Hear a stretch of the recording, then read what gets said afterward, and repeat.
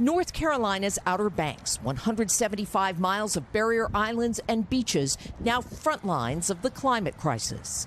So much so, Cynthia Dowdy is picking up her home of 22 years and moving it back, retreating from the ever-encroaching waves. We can't fight the king tides, we can't fight the nor'easters, we can't fight the hurricanes anymore. And the stakes are high. This house, one of two swallowed up by the Atlantic after a May storm.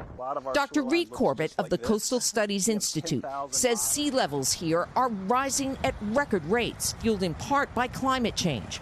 Up a foot in the past 80 years, projected to go another foot by 2050. It's more about how much is it changing, how much is it rising, and what can we do about it.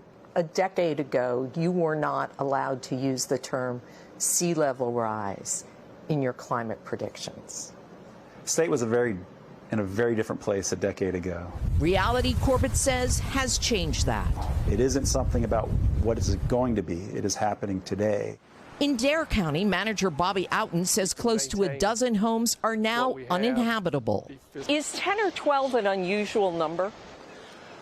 It's probably more than we've had in a while. So this year, they are once again replenishing beaches, adding sand dredged from the ocean to fortify the coastline.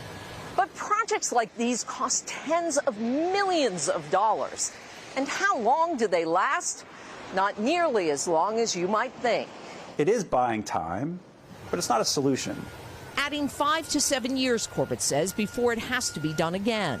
Time he hopes lets the community have a different discussion. These islands have always changed, will always change moving forward. We can't develop the same that we did today. That needs to be a conversation at multiple levels.